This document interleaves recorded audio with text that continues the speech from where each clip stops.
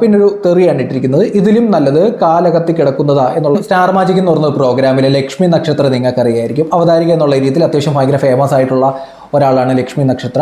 ഈ അടുത്ത സമയത്ത് സ്റ്റാർ മാജിക് അവസാനിക്കുകയും ചെയ്തിട്ടുണ്ടായിരുന്നു. സ്റ്റാർ മാജിക് എന്ന് പറയുന്നത് ആ ചാനലിൽ വളരെ പ്രശസ്തമായ രീതിയിൽ പോയിക്കൊണ്ടിരുന്ന ഒരു പ്രോഗ്രാമായിരുന്നു. നമ്മുടെ കേരളത്തിൽ ഈ അവതാരകർ എന്നൊക്കെ പറയാൻ നേരത്തെ രഞ്ജിൻ ഹരിദാസ് എന്നുള്ള പേരാണ് ഫസ്റ്റ് നിൽക്കുന്നത്.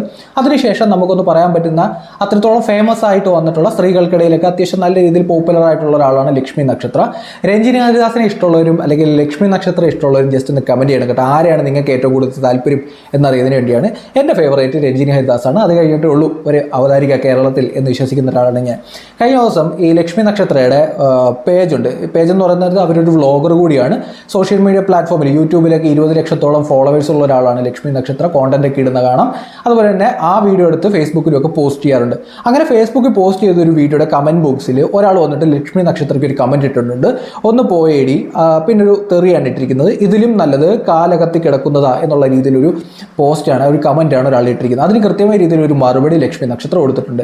ഇനി കുറച്ച് കാര്യങ്ങൾ എനിക്ക് പറയണമെന്ന് തോന്നുന്നുണ്ട്. ചില ആൾക്കാരുടെയൊക്കെ കമൻറ്റ് ബോക്സ് വന്നിട്ട് ഇമാതിരി കമൻറ്റ് ഇടുന്ന ഒരു കലാപരിപാടി കുറേ നാളായിട്ട് നമ്മൾ കണ്ടുകൊണ്ടിരിക്കുന്നത്. പ്രത്യേകിച്ച് ഫേസ്ബുക്കിലാണ് ഇതുപോലെ കമൻറ്റുകളൊക്കെ വന്നുകൊണ്ടിരിക്കുന്നത്. ഈ കമൻറ്റ് ഇടുന്ന ആൾക്കാരുടെയൊക്കെ വിചാരം ഒന്നെങ്കിൽ ഫേക്ക് അക്കൗണ്ട് തുടങ്ങിയിട്ടായിരിക്കും ഒരു കമൻറ്റ് ഇട്ടുകൊണ്ടിരിക്കുന്നത്.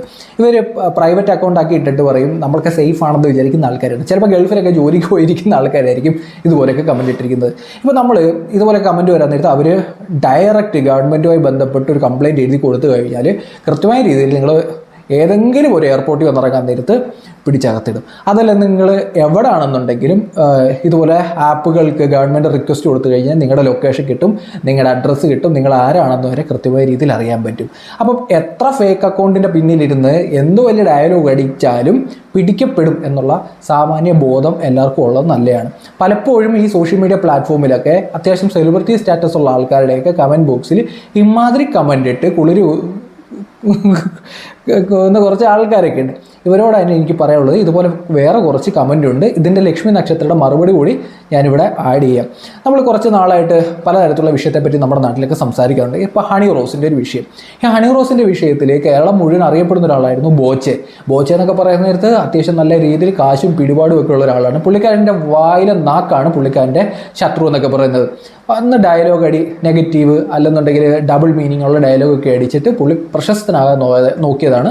ഈ അടുത്ത സമയത്ത് ഹണി റോസുമായി ബന്ധപ്പെട്ട് ഡയലോഗ് അടിച്ചു. അവരുകൊണ്ട് കംപ്ലൈൻറ്റ് കൊടുത്തു. ബോച്ചയൊക്കെ ഒറ്റ ദിവസം കൊണ്ട് പിടിച്ച് അകത്തിടുന്നത് നമ്മൾ കണ്ടാണ്. അതായത് ഇത്രയും പിടിപാടുണ്ടായിട്ട് പോലും ബോച്ചയെ പോലുള്ള ആൾക്കാർ വരെ ജയിലിൽ കിടന്ന നാട്ടിലാണ് നിങ്ങൾ സോഷ്യൽ മീഡിയ പ്ലാറ്റ്ഫോമിൽ ലോകത്തിൻ്റെ ഏതെങ്കിലും ഒരു കോണിൽ സുഖമായിട്ട് ഒരു റൂമിനകത്തിരുന്നിട്ട് ഇമാതിരി ഡയലോഗ് അടിക്കുന്നതെന്ന് ആലോചിക്കണം. അപ്പോൾ ബോച്ചയെ പിടിച്ചകത്തിടാമെങ്കിൽ നിങ്ങളെയൊക്കെ പിടിച്ചകത്തിടുന്നതിന് വലിയ ബുദ്ധിമുട്ടൊന്നും നമ്മുടെ സിസ്റ്റങ്ങൾക്കില്ല എന്ന് മനസ്സിലാക്കുക. കാലം 2025 എന്നുകൂടി ആലോചിക്കണം. ഇതിനകത്ത് ഈ ലക്ഷ്മി നക്ഷത്രയ്ക്ക് ഭയങ്കര നെഗറ്റീവ് ഉള്ള ഒരാളാണ് ഞാൻ, അത് കൃത്യമായിട്ട് പറയാം. അതുകൊണ്ട് തന്നെ പല ആൾക്കാർക്കും ലക്ഷ്മി നക്ഷത്രം ഇഷ്ടവുമല്ലായിരിക്കും എന്നും പറഞ്ഞുകൊണ്ട് സോഷ്യൽ മീഡിയയിലേക്ക് ഇമാതിരി കമൻറ്റ് ഇടാൻ നിൽക്കരുത്. ഇപ്പോൾ ലക്ഷ്മി നക്ഷത്രവുമായി ബന്ധപ്പെട്ട് നിരവധി പ്രശ്നങ്ങളൊക്കെ ഉണ്ടായിട്ടുണ്ടായിരുന്നു. ഇപ്പം ഈ കൊല്ലം സുധി എന്ന് പറഞ്ഞ കലാകാരനുമായി ബന്ധപ്പെട്ട് പുള്ളിയുടെ ആക്സിഡൻറ്റിന് മരണത്തിന് ശേഷം ലക്ഷ്മി നക്ഷത്ര പുള്ളിയുടെ വീട്ടിൽ പോയി സഹതാപ വീഡിയോസ് ഇട്ടു എന്നുള്ള രീതിയിലൊക്കെ ആൾക്കാർ പറയുന്നുണ്ടായിരുന്നു. അല്ലെങ്കിൽ ബാക്ക്ഗ്രൗണ്ടൊക്കെ കൊടുത്തിട്ട് ഒരു ഫ്രെയിമിൽ തന്നെ പല പ്രാവശ്യവും സുധിയെ ഫോക്കസ് ചെയ്ത് കാണിച്ചു. യൂട്യൂബിലൂടെ വരുമാനം ഉണ്ടാക്കാൻ ശ്രമിച്ചു എന്നുള്ള രീതിയിൽ വിമർശനം ഏറ്റുവാങ്ങിയ വ്യക്തിയാണ് ലക്ഷ്മി നക്ഷത്ര. അതിനുശേഷം ലക്ഷ്മി നക്ഷത്ര സുധിയുടെ ഒരു പെർഫ്യൂമുമായി ബന്ധപ്പെട്ട് ഒരു വിവാദം ഉണ്ടായിട്ടുണ്ടായിരുന്നു. അന്നും ലക്ഷ്മി നക്ഷത്രയ്ക്ക് വലിയ രീതിയിലുള്ള വിമർശനം വന്നിട്ടുണ്ടായിരുന്നു. കൂടെ വർക്ക് ചെയ്യുന്ന കലാകാരന്മാരുൾപ്പെടെയുള്ള ആൾക്കാരൊക്കെ വന്നിട്ട് ലക്ഷ്മി നക്ഷത്രയെ വിമർശിച്ചിട്ടുണ്ടായിരുന്നു. അത്തരത്തിലുള്ള വലിയ ഇഷ്യൂ നമ്മുടെ നാട്ടിലുണ്ടായിട്ടുണ്ട്. അപ്പം പലതരത്തിലുള്ള ആൾക്കാർക്കും ചിലപ്പം ലക്ഷ്മി നക്ഷത്ര വസ്ത്രം ഇഷ്ടമല്ലാത്ത ആൾക്കാർക്ക് കാണും, അല്ലെങ്കിൽ അവരുടെ സംസാര ശൈലി ഇഷ്ടമല്ലാത്ത ആൾക്കാർ കാണും, അല്ലെന്നുണ്ടെങ്കിൽ അവരുടെ പ്രവൃത്തി ഇഷ്ടമല്ലാത്ത ആൾക്കാർ കാണും. വിമർശിക്കാം. നമുക്ക് കമൻറ്റ് ബോക്സിൽ പോയി എന്ത് നമ്മുടെ വിമർശനം പറയാം, അതിനൊക്കെ സ്വാതന്ത്ര്യമുണ്ട്. നിങ്ങളുടെ ഈ പ്രവൃത്തി വളരെ മോശമാണ് എന്നുള്ള രീതിയിൽ പറയുന്നതും തെറ്റില്ല. പക്ഷേ ഇമാതിരി കമൻറ്റ് ഇടാൻ നേരത്ത് നല്ല കിടിലം പണി വീട്ടിൽ കിട്ടും എന്ന് നമ്മൾ ആലോചിക്കണം. വേറെ കുറച്ച് കമൻറ്റ് കൂടെ ലക്ഷ്മി നക്ഷത്രയുടെ കമൻറ്റ് ബോക്സ് വന്നിട്ടുണ്ട്. കോപ്പ് എണീറ്റ് പോടി തള്ളി മറിക്കല്ലേ എന്നുള്ള രീതിയിലൊക്കെ കമൻറ്റ് വരുന്നുണ്ട്. എടി പോടി എന്നൊക്കെ വീട്ടിലുള്ളവരെ വിളിച്ചാൽ മതി, സംസ്കാരം ഇവിടെ വന്ന് കാണിക്കേണ്ട എന്നുള്ള രീതിയിൽ ആ ഒരു കമൻറ്റിന് ലക്ഷ്മി നക്ഷത്ര കമൻറ്റ് മറുപടി കൊടുത്തിരിക്കുന്നത്. ജീവിക്കാൻ വേറെ വഴിയൊന്നുമില്ലേ എന്നുള്ള രീതിയിലൊരു കമൻറ്റ് ഉണ്ട്.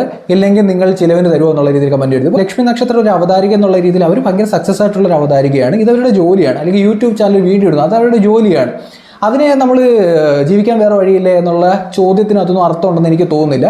രണ്ടാമത് ഏറ്റവും ലാസ്റ്റത്തെ ഞാൻ ആദ്യമേ പറഞ്ഞൊരു കമൻറ്റ് ഒന്ന് പോയേടി ഡാഷ് ഇതിലും നല്ലത് കാലഗതി കിടക്കുന്ന ഇത്തരത്തിലുള്ള കമൻറ്റ് വന്നതുകൊണ്ടാണ്. അതിൻ്റെ ഒരു മറുപടി എന്നുള്ള രീതിയിൽ അവർ കൊടുത്തിരിക്കുന്നത്, കംപ്ലൈൻറ്റ് ടു സൈബർ സെൽ, വീട്ടുകാരെ നിങ്ങൾ വിളിക്കുന്നത് ഇവിടെ വന്ന് ഷോ ഇറക്കേണ്ട എന്നുള്ള രീതിയിലാണ് പറയുന്നത്.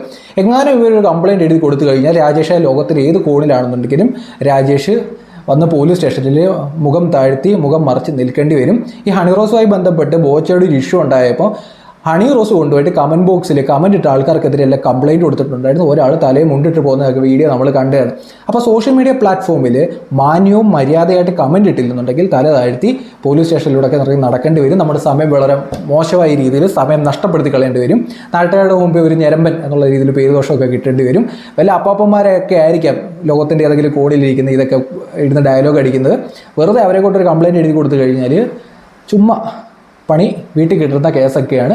അപ്പം നിങ്ങൾക്ക് ആരോടും എന്ത് തരത്തിലുള്ള വിമർശനം കാണും. ഇപ്പം എന്തെങ്കിലും ലക്ഷ്മി നക്ഷത്രത്തോട് കാണാം, ചിലപ്പോൾ എന്നോട് കാണാം, നമ്മൾ ഈ കണ്ടുകൊണ്ടിരിക്കുന്ന ആൾക്കാരോട് കാണാം. നമ്മൾ ജീവിക്കുന്ന ഇന്ത്യയിലാണ്. നിങ്ങൾക്ക് വിമർശനം ഉണ്ടെങ്കിൽ വിമർശനമൊക്കെ പറയാം.